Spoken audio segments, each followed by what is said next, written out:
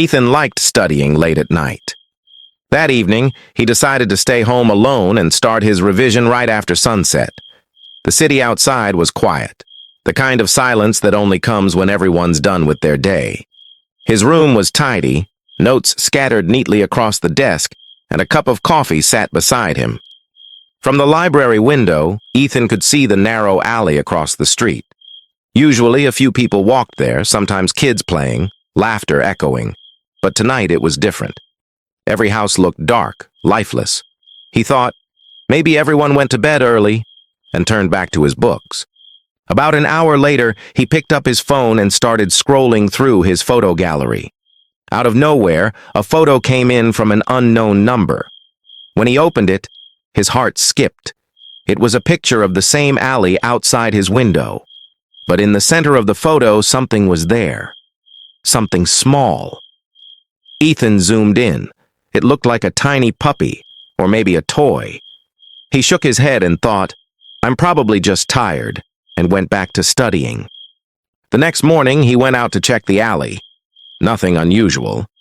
He asked a few neighbors, showing them the photo, but no one seemed to recognize what he was talking about. He began wondering if it was just a prank. That night, the silence felt heavier. Still, he tried to focus on his notes. Around midnight, another photo arrived. Same alley, same angle. Only this time, there was a faint light glimmering at one corner of the picture. Ethan zoomed in again. The glow formed a strange pattern, but he couldn't make out what it was. He saved the photo anyway, his curiosity now stronger than fear. Later that day, he showed the photos to some people nearby. An old man frowned and said, You know, years ago, a little boy went missing in this alley. His family searched for weeks, never found him. Folks say strange things happen around here sometimes. Ethan didn't say much, just nodded and went home quietly. The following night, things got weirder. When a new message came in, the photos wouldn't open properly. Just a black screen with faint, dusty spots. As Ethan watched, those spots began shifting, slowly forming a shape. His throat went dry. The pattern looked like a small mark, a symbol maybe. He turned his phone camera toward the window. The alley was completely empty. When he looked back at his phone, the photos kept flashing, opening and closing on their own. Each time, something changed. Sometimes the toy appeared again, sometimes tiny footprints, and once, barely visible, the shape of a child's foot in the mud. Ethan realized these weren't random. They were clues. The next morning, he started searching carefully around the alley. He found disturbed soil near a wall, crushed flowers, and broken pieces of old stuff. Then he noticed a little toy half buried in the dirt, a tiny cap-shaped figure covered in mud. He took it to a nearby antique shop and asked an old lady there. She looked closely and said, That toy belonged to the missing boy. People looked for it years ago. Ethan froze. Maybe those photos were trying to show him something. Maybe that boy wanted to be found. He gathered a few neighbors, 4 or 5 people, and told them everything.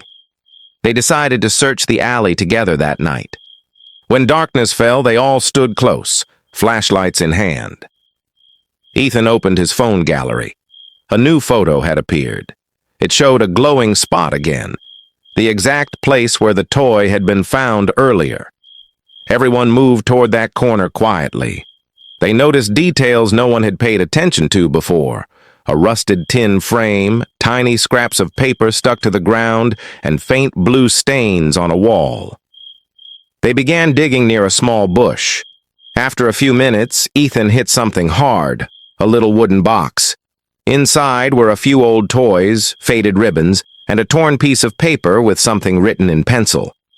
The handwriting was faint but clear enough to make out a name. When Ethan read it aloud, everyone fell silent. It was the name of that missing boy. They immediately called the police. Within a few days, investigators confirmed the name matched a missing child's file from years back. They tracked down what was left of the boy's family. The boy was never found, but his story, and the things he left behind, gave the family a strange sense of peace. As the days passed, the mysterious photos stopped coming. The glowing marks vanished. People began saying that maybe the boy's spirit had finally found rest. Ethan felt a calm he hadn't before. He was glad he didn't let fear control him, that he helped bring some closure to a forgotten story. Weeks later, the neighborhood gathered at the same spot in the alley. They buried the small box again, this time with flowers, toys, and notes.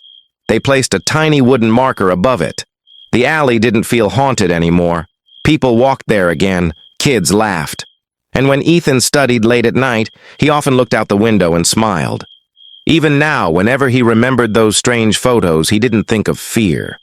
He thought of how it connected people, how paying attention to what scares us can sometimes lead to something good. The alley was peaceful again, and Ethan had learned something he'd never forget. Fear isn't always there to stop you. Sometimes it's just trying to show you the truth.